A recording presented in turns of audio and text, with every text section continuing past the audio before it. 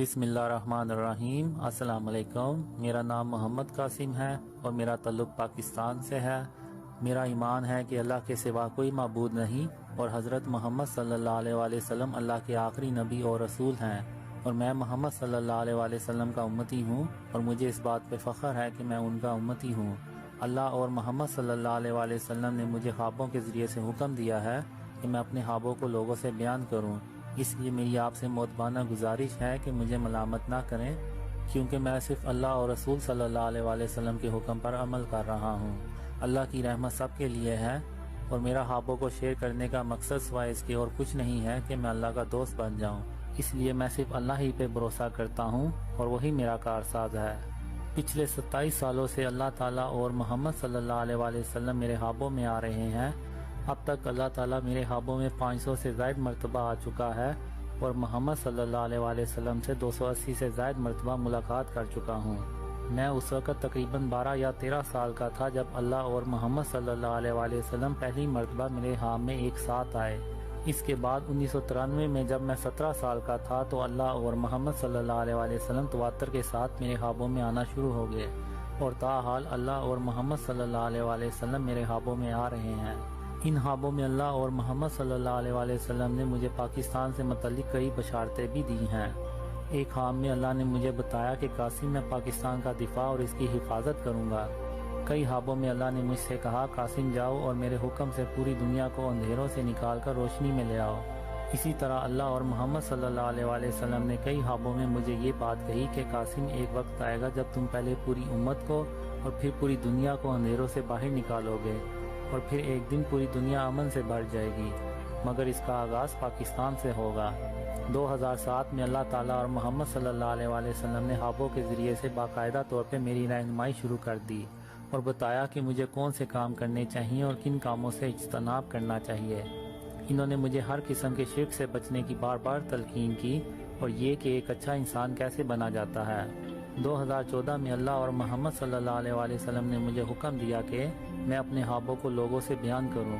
تب میں نے اپنے خوابوں کو اپنے گھر والوں، اپنے دوستوں اور دیگر لوگوں کو بیان کرنا شروع کر دیے۔ میں نے اپنے خوابوں میں دی گئی بشارتوں کو ای میل کے ذریعے سے پاکستان آرمی، حکومتی ویب سائٹس، پاکستان کی سرکردہ شخصیات اور مختلف اسلامی سرکاری ویب سائٹس پہ شیئر کیے، مگر کسی نے ان پہ توجہ نہ دی، اس لیے میں نے اپنے خوابوں کو لوگوں سے شیئر کرنا بند کر دیا۔ دسمبر 2014 کی ایک رات کو محمد صلی اللہ علیہ وسلم 2 مرتبہ میرے خواب میں آئے اور فرمایا کہ قاسم پاکستان اور اسلام کو بچانے کی خاطر اپنے خوابوں کو لوگوں سے بیان کرو۔ مجھے کچھ سمجھ نہیں آئی۔ میں نے کہا کہ میں نے اپنے خواب کتنے لوگوں سے شیئر کیے ہیں مگر کسی نے یقین نہیں کیا، اس سے زیادہ میں اور کیا کر سکتا ہوں۔ پھر کچھ دنوں کے بعد پشاور اسکول پہ حملے والا سانحہ پیش آ گیا، تو میں نے فیصلہ کیا کہ چاہے کوئی یقین کرے یا نہ کرے، میں اللہ اور رسول صلی اللہ علیہ وسلم کے حکم پر عمل کرتے ہوئے اپنے خوابوں کو لوگوں سے ضرور شیئر کروں گا، اور پھر میں نے انٹرنیٹ پہ اپنے خوابوں کو شیئر کرنا شروع کر دیا۔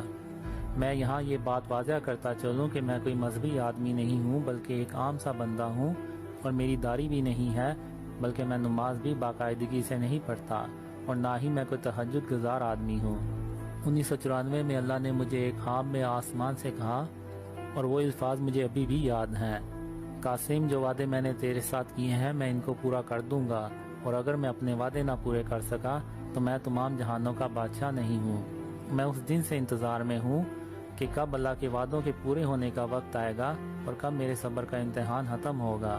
اور میں آج تک اللہ کی رحمت سے مایوس نہیں ہوا، مگر جب کبھی تھوڑا مایوس ہونے لگتا ہوں تو اللہ یا محمد صلی اللہ علیہ وسلم مجھے خواب میں آ کے کہتے ہیں قاسم اللہ کی رحمت سے مایوس نہیں ہوا کرتے، اور اللہ کی رحمت سے صرف کافر لوگ ہی مایوس ہوتے ہیں، صبر کرو اور اللہ صبر کرنے والوں کا اجر ضائع نہیں کیا کرتا۔ جب اللہ تعالیٰ مجھے امید دلاتا ہے تو میں پھر سے تازہ دم ہو جاتا ہوں۔ جنوری 2014 میں ایک خواب میں اللہ نے مجھ سے کہا قاسم میں نے تیری 20 سال تک آزمائش کی، میں دیکھنا چاہتا تھا کہ تو اللہ کی رحمت سے مایوس ہونے والوں میں سے تو نہیں ہے۔ اسی طرح 2003 میں ایک خواب میں اللہ نے مجھ سے کہا قاسم جب تک میرے وعدوں کے پورے ہونے کا وقت نہیں آ جاتا تو سونے میں بھی ہاتھ ڈالے گا تو وہ بھی مٹی بن جائے گا، مگر جب میرے وعدوں کے پورے ہونے کا وقت آ جائے گا تو مٹی میں بھی ہاتھ ڈالے گا تو وہ میرے حکم سے سونا بن جائے گا۔ 2002 میں ایک خواب میں محمد صلی اللہ علیہ وسلم نے مجھ سے کہا قاسم اللہ کی رحمت سے مایوس نہیں ہوا کرتے۔ قاسم ایسا ہو ہی نہیں سکتا کہ تم ہو اور انہونی باتیں نہ ہو۔ تمہارے دور میں زمین اپنے اندر سے ہر طرح کے خزانے نکالے گی، درختوں پہ پتے کم اور پھل زیادہ لگا کریں گے، اور رزق ہی رزق ہوگا، اور کوئی غریب نہیں رہے گا، اور ہر طرف امن ہوگا، عدل اور انصاف ہوگا، اور ایسا دور اس سے پہلے کسی نے نہیں دیکھا ہوگا۔ میں نے اپنے خوابوں میں اللہ کی طرف نہیں دیکھا، یعنی جیسے ہم نماز میں سر کو جھکا کے کھڑے ہوتے ہیں، میں بھی اسی طرح اپنے آپ کو اللہ کے عرش کے سامنے کھڑا پاتا ہوں، اور اللہ کو سر اٹھا کے دیکھنے کی ہمت ہی نہیں ہوتی۔ اللہ اپنے عرش پہ ہوتا ہے اور اللہ کی آواز عرش سے آتی ہے، یا پھر اللہ کا نور ہوتا ہے اور اللہ کی آواز اس نور میں سے آتی ہے، یا پھر اللہ آسمان سے مجھ سے ہم کلام ہوتا ہے۔